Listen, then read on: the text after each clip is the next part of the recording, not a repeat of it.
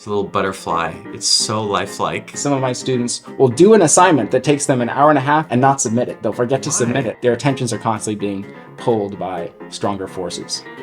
I want to touch it. There's been a huge historic rise in anxiety among girls and depression among boys. Oh my gosh, this is freaking me out. This is one of the core questions we have to say is how are we going to monitor our kids' relationship with technology? Oh my gosh.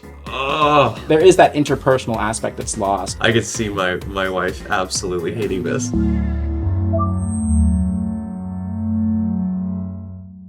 Hey everyone, I am here with Ernest Wolfe, the founder of Wolfe Educational Solutions, a tutoring company in Los Angeles, to talk about the Apple Vision Pro. Welcome, Ernest. Pleasure to be here. So what had you go out and buy this thing? Honestly, I love new tech, and I think that it's kind of this hilarious gimmick to just go and pop up with these things. It's either this or a Cybertruck, you know, if I wanted to get some weird looks from people. So tell me about, if you don't mind, some of the main productivity related use cases that you use the Vision Pro for. From a productivity standpoint, and that's why I was excited about this device, is I feel like the other VR headsets are these entertainment gaming consoles, and Apple went into this with a different outlook. They said that you can use this for productivity, you can use this as an extension of your MacBook or whatever. And that's what I use it for 95% of the time, is just extending my MacBook screen. And I love that I can just bring my laptop with me with this, go outside in the hammock, go anywhere, and have access to this amazing environment. You don't have to be all cloistered up inside of your office or wherever you might normally work. And tell us a bit about your work, your tutoring business. How did you come into that? It was so much more fun and engaging for me to teach people than it ever was to be a student. I was a math and Latin tutor to start out. 19-year-old surf instructor. I was probably a little bit more relatable or cool to some of these kids than the, generic 60-something-year-old retired teacher tutor. And again, I just fell in love with it and I've committed myself to working on it full-time, 7 days a week ever since for the last 13 years. There's something you wrote me in your message that really resonated, which is, I think it's partly because I now have 2 kids. And I also have a lot of technology around. Yeah. You said something about you've noticed how young people's work habits, attention spans, and mental health has changed or shifted over recent years. Can you say more about that? Yeah, definitely. What I realized when I started tutoring, which was in 2011, is that a lot of the kids being raised didn't know a world before that. They didn't know a world where you didn't bring your MacBook or your iPad to school and have a smartphone in your pocket all day. And have this pressure from the time you were a preteen to say, I wonder what my profile picture should be. I wonder if this will get enough likes. And I would ask my friends as a thought experiment, what would your profile picture have been when you were 13, 12 years old? Some, lame Pokemon or some very embarrassing thing, I'd think. But this is a question all kids had to consider. And I thought that's got to be really significant to how you develop your sense of self. And now, 11 years later, so we have a lot of research on this. And I really love the work of people like Jonathan Haidt, who just wrote this book, The Anxious Generation. Right. That is getting a lot of buzz. But basically, the research shows that there's been a huge historic rise in anxiety among girls and depression among boys and isolation among all young people. And I think personally that schools and the education system need to work a lot on this. Obviously, parents have a big role too.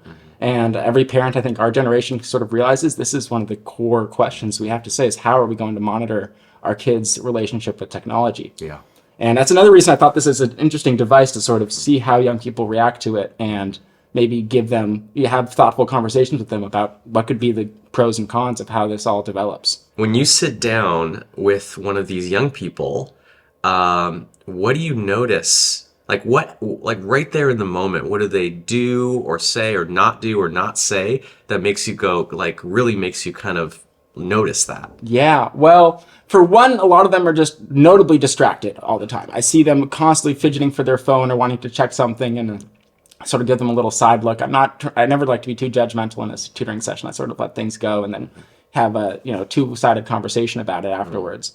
But it's that fidgetiness. It's also... Kids are actually, this is something most people don't realize, kids spend a lot less time on homework now than they ever have in our lifetimes. Yeah, they're spending less time. It's because, for one, they might be more efficient with all the technology. That's one sort of theory, is they learn things a bit more quickly. But also, I've noticed that the standards in schools have changed, that they're asking a little bit less, that they're offering more test retakes if you don't do well the first time, or they'll extend the deadline if you don't have an essay in on time. And for me, that used to be a big deal if you bombed a test or if you, didn't turn something in on time. And now it's just become so commonplace that I think that the teachers and schools have adjusted to that and said, we can work with the students here. But again, if we're seeing this effect of these little things that we thought, what's the harm in giving a kid an iPad? They seem happy and distracted and carefree, and schools feel the same way. What's the problem with them having their phones in their free periods? They're not, beating each other up or doing drugs or whatever. And the result is this shift in how their brains are developing. Wow. So they're there in the session. Do you do most of them in person or virtually? Now it's all virtual, which is very weird. It was always in person. I used to always just drive all around the city in terrible LA traffic, whenever kids are out of school. But now it's all been on Zoom ever since the pandemic. I offered to go back in person, but I think clients kind of like the privacy and the convenience of the Zoom sessions. Interesting. I wonder if that's part of it. Does that also affect the... That was when the change became the most noticeable, was 2020. And I noticed that a lot of the boys that I tutored seemed a lot more uncomfortable socially, even just talking to me or making eye contact or things like that. I think most of their social interactions became things like playing Among Us with friends online video games, Discord chats. Eye contact through Zoom even? Eye contact through Zoom even, yes. Wow. Or simply explaining things. And the Zoom sessions also have a different nature than the in-person sessions in that they're much more transactional, I'd say. Yeah. I'd say the in-person sessions, you could drag out an hour of work into an hour and a half and maybe have a little bit more fun and crack some jokes and do things. On Zoom, everyone wants to get off that call as soon as possible. So in a way, it's more efficient because we get through what we need to get through in 40 minutes as opposed to 60. Yeah. But there is that interpersonal aspect that's lost. How do you notice it? So there's the distractibility and sort of the difficulty with social interaction, but there was another term that I'm so interested in that you mentioned, which is executive function. Yes. Executive function is your ability to execute tasks, basically, which involves planning, organization, sort of metacognition of knowing what you're doing, how you're feeling, how you're approaching these things. It's the same skills that have been talked about for a long time in terms of time management, in terms of task management, in terms of productivity. But it's become a big buzzword. I think that mainly it's because a lot of neuropsychologists and children psychiatrists diagnose kids with executive function disorders. I think that basically every kid has some version. Is that like ADHD, like attention deficit That would disorders? be an example. They struggle with their executive function, they'd say, as a result of that. And some of these neuropsychologists and people will contact me, for instance, as sort of an outsider guy to maybe not have a clinical look at a kid like a psychologist would, but connect to them and sort of have a conversation with them about creating a cool system that they feel like they can get behind that is going to make them feel organized and motivated to get things done. So a young person with difficulties with executive function, what are some of the things that they struggle with? One of the craziest ones that I've seen is everything is online now. And I was lucky that I started tutoring when everything became online because I didn't know a lot of the material, but I would see the PowerPoint posted and I would stay one lesson ahead of the kids and they thought I was a genius for all they knew, that I knew everything. But now they've never had to submit things online in paper in class hardly. They don't have to take home a backpack with all the proper textbooks and handouts and things like that. And so there's this major lack of accountability with turning in assignments. That's been a big thing. And I get so frustrated, it drives me crazy. Some of my students will do an assignment that takes them an hour and a half or something and not submit it. They'll forget to submit it just because they forget. They just, oh, whoops, I thought that I submitted that. And you had the exact same reaction I did. Why would you? So that's sort of that metacognition of like, okay, there's the work and then there's the work needed. Yes. There's the thinking needed to make that thinking like effective, to actually implement and follow through with it. And this is a big thing that I know you talk about a lot, is just capturing ideas and capturing tasks that you want to get done. And that capturing is lost because everything is immediately accessible at their fingertips on their online portal. And so they think, oh, I don't really need to write this down. It's already organized for me. And I tell them, you're 42% more likely to do something if you write it down. And how long does that take? 3 seconds? It's worth it. Trust me, it's a good investment to just spend that time writing it down. But still, students are very reluctant. Their attentions are constantly being pulled by stronger forces. Yeah, it's this funny phenomenon I've noticed where what we think of as friction, every little bit of friction or difficulty, which is like the advancement of tech is always trying to do away with difficulty, to remove friction.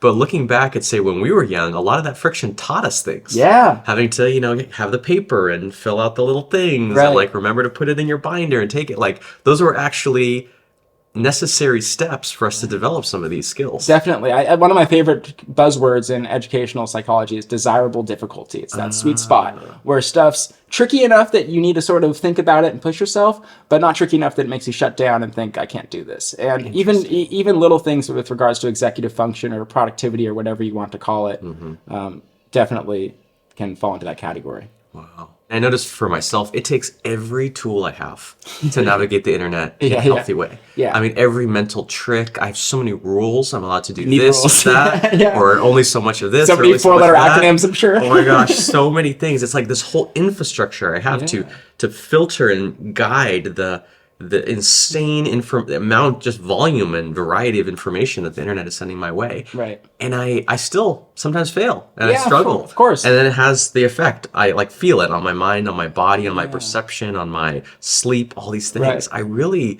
I really wonder about kids and how they're dealing with that. Yeah, it's again, to me, the research seems rather clear that they're not dealing with it well at large. Again, these are averages, so this is the average kid is really suffering. There are some kids who I think really are excelling, but overall, it's not been a positive. It seems, at least. I always remind myself it's in the infancy. Social media is a little baby still. Yes. It has not been around very long. That's so true. It's not mature. That's a good segue because this might seem totally contradictory, but now, so we're talking about some of the, potentially ill effects of new technology, and this is like the newest of new technology. Yes. If social media is a baby, this is like a zygote, right? Like in this little pod. Yes. So, wow, this is heavy. Yeah. This is something that goes on your head? Yeah. There's a couple other things in there, but it's serious. So here we go. Here is the main event. It's the very first time I'm holding or touching one of these.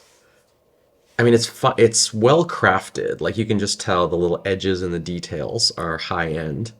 I feel like I'm putting on ski goggles. It has that sensation for sure. So it's quite loose. Yeah. And I'll tell you, every time I do exactly what Tiago just did, and I put it on without remembering to first put on the battery pack that you need to attach or it doesn't turn on whatsoever. And I want to take off, this is a cover on it as well, which is another thing I often this is a cover. About. Yes. Oh, that's the inset right there. That's the cover. There you go. Okay, so this is to protect the glass. Exactly. Yeah, wow. There are 12 cameras on it, so it needs all the protection it can 12 have. cameras. Yes. And then twist it. Yeah. There you go. Oops. Keep. I do that all the time. It's not a big deal. It's because it's like you don't want to hold it here. You want to hold it somewhere softer, but then that's exactly. Yeah, I would think to hold it by this front, but that's all the cameras, and you don't want to smudge or damage that. So it's a little bit unwieldy. So now, can I put it on? Do it, and I would recommend putting this in your left pocket as well. Okay, so that's probably like a meter, a little over a meter maybe. Yeah. So in the pocket, and then into the metaverse. 2 hours later. Okay, now it's recording. Great. We did it. Mission number one accomplished. So accomplished. Yeah. So you see, it's not something you can just put on, immediately take out and start intuitively using. It takes some getting used to, and you can always pull up the whole app view by clicking the right thing above you. Wherever you're facing, it'll pop up in front of you then. Oh wow, look at this. I feel like I'm 20 years in the future. It really transports you, right? Yeah. It's so immersive. Whoa. Everything turned white. Hope y'all can see this in the screen recording. So let's try a use case. Yeah. Right. I mean, my eye goes, no pun intended, immediately to Apple Notes. And this is quite a note-taking experience. Like I have a giant window. I can make it the size of the whole room, or I can make it tiny, almost like a large monitor. I can move it in front of you, above you, below you. Like I almost imagine that, like it's now covering your entire body and your head is just peeking above it. So can I just, so I tapped into a brand new note and then a little keyboard just popped up. The keyboard to type with on this thing is a nightmare, I will say. It took me 20 minutes just to type in my long automatically generated Apple ID password when setting it up. Oh my gosh. Oh, so I can move the keyboard independently of the note-taking window too. Yeah. All the windows, and you'll see sometimes I'm up with my workstation, 6 windows open. I've got a baseball game up here. I've got my note taking here. I've got my laptop, and That's when it starts to really feel like that this is going to be the future. And Oh my the best use gosh. cases, in my opinion, are you can be outside in a hammock or in a chair looking up at the sky and have all of these around you. How subtle can these hand movements be? As long as you can see it, they can be just be right down here, right? Yeah, Let's see how far back. Even there, it gets it. interesting. Can I get it like if I'm sitting at a table, could I just go like this? I could. Just basically your wrist. Yeah. Wow, yeah. So the classic like VR sort of Minority Report, idea that you're going like this and like your hands and arms are flying around is not really the case. Not quite. No, you look more like it's. I think of the South Park episode where they have the Genius Bar and the people do the tour and run. They're popping these bubbles, looking like this. You don't realize until you get out of this and look at someone else how ridiculous you appear when you're in this. I'm sure your viewers are having a fun time looking at you in this whole world, just kind of waving your hands randomly. But yeah, it's not quite there yet. Oh, it's funny. I must have hit the microphone key because now the note is filling in everything that we're saying. Okay, try to look at my laptop screen here and click the button on the top right and It says connect right there. Should I do that? yeah, tap that. My laptop's gonna go dark, and now you can see the Oh whole my monitor. And it's much bigger than gosh. the laptop screen. So this is the feature when I saw this demoed, I went, okay, this is something I would actually use. Interesting. And you can use the MacBook's trackpad and keyboard however you'd like. You can even use the trackpad and keyboard in other windows besides the laptop's mirror. Interesting. So I'm noticing I can't click user interface elements on the laptop using the Vision Pro, right? No, you have to use the actual laptop for that, I believe. I wonder why. That's strange. So I'm making that big. Wow, this is bigger than the biggest external monitor you could ever buy. It's crazy, right? Yeah. So, for instance, I do a lot of software development coding. It's fabulous for that, being able to have your editor and a web inspector and a web view all there fitting easily. Also, you have to get used to looking, because if you're familiar with keyboards and stuff, you're used to doing things without looking. Exactly. With this, you have to look at every single element. Exactly. And that's why I had 20 minutes trying to just log in the first time, because you're looking and you do one thing wrong and you go back and it's that whole. Oh my gosh. This must be not very fun for you because you're just like standing here as I'm like. It's oddly entertaining. It'd be cool if it was shareable. Yeah, right? This is how my wife feels whenever I put this thing on. She hates it. I could see my wife absolutely hating this. She might make me return it still. We'll see. What was the conversation to buy? What is it, $3,500? It was $4,000 with the case and tax. Was she fine with it, or? Well, yeah, it's a funny story, but yeah. So now I have the video over here and the notes over here. This is often, I know I'm weird, but this is often how I watch, especially like educational, informative videos. Yeah. Is with my notes out. But this is a whole different level. Yeah. Wow. Okay. I'm kind of blown away. You know, it's funny. You said this is an early product, but I'm comparing this to the first iPhone. I worked at the Apple Store when the first iPhone came out, and so I was like selling it and demonstrating it. Yeah. I mean, that was a very basic experience. You're a right. Very early experience. You're right. There was no app store really, no infrastructure, and This- they're shielding developers from this a lot too. I'm a developer, and so I am frustrated by the fact like there's no nightshade on this, for instance. So I was using it last night, and the blue light must have been terrible. I couldn't sleep for hours afterwards because you have two screens, really bright, shining right in your eyeballs. They don't have that. They don't allow you as a developer to dynamically generate AR or VR things. It all has to be pre-built, so you can't have really immersive experiences. They don't allow developers to see your eye tracking or any of that data as well.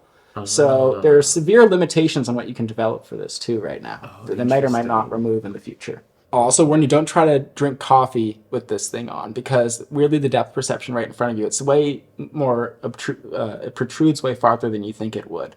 So I often find myself missing with a water bottle or banging a sandwich into it by accident if I try to do that. It happened to me yesterday. Oh, wow. So I just opened up a browser window. Yeah. Oh my gosh. This is crazy. I mean, okay, now I get why people say it's good for reading. I do want to try Freeform though. So, oh my gosh. Oh, I can't believe this. This is the dream. This is like in the movies. Yeah. Oh my gosh. I feel like I'm gonna have to get one. Sorry, Lauren. I told you everything I could to dissuade you from me, but here we are. I also got, I think Things is supposed to be pretty cool on this. Oh yeah, I gotta see Things. Yeah, that was my first ever note-taking app.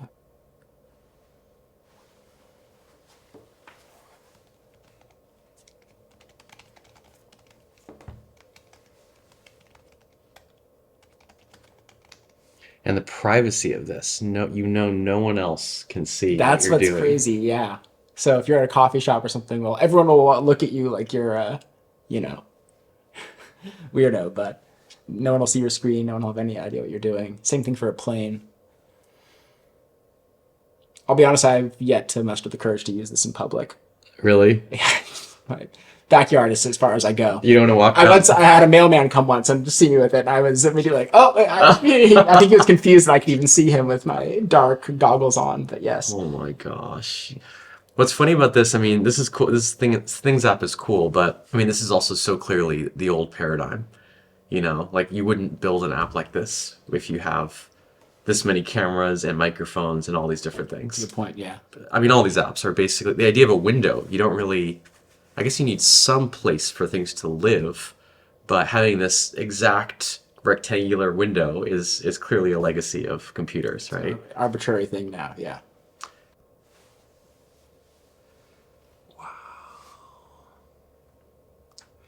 It's funny, this could almost be a focusing tool. If you could block all the distracting apps, That's right. it's so immersive for whatever you have. Like, even if it's something that you aren't really engaged with, it's so immersive. It's interesting how it's an anti-focus tool because you can have 16 windows open around you, or you could be completely immersed in what you're doing. I think with something like Freeform, it's way more immersive than just having an iPad in front of you or something. Far more.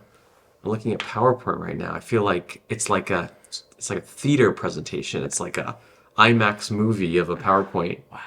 Okay, so I'm looking at a gigantic image of a mouth. I don't think anyone else would have guessed that. I'm looking at the tongue, salivary glands, wisdom tooth, molars, premolars. Wow. I feel like I'm going down the rabbit hole here. This is how it starts. It's gonna be hard to come back to the real world. I It'll can be already Ready tell. Player One before you know it. Yeah. My God, but this makes me think of the Apple commercial where the guy's with his kid. That creepy scene that everyone got weirded out by, Yes. where he's like, "Oh, come here, little Joey." Oh, that gives me the creeps. No, it's not. There's something also just that we find wrong about this whole thing. I don't use it on my daughter, for instance. I wouldn't. But it's weird to say that about a piece of, something like that. It's like some vulgar thing. Yeah. But and that probably is, if I'm being honest, young boys, adolescent boys, if they got this, the first thing they would do is something unsavory. Oh yeah. But oh, so there's a yes. lot of negative applications of this too. Do you want to try one of the immersive VR things first? Yeah, let's Okay, do great. that. So go back to the homepage, Uh-huh. and there should be some dinosaur footprint one. That's a cool one. Okay, let's do it. Start. Unbelievable. It's a little butterfly. It's so lifelike. Oh my gosh, this is freaking me out.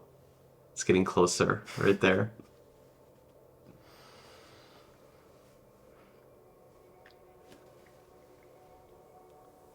I want to touch it. This is unreal. It's so lifelike. The inner child it's a religious experience almost. Seeing this stuff, it's everything you It's everything you ever imagine. wanted. Yeah.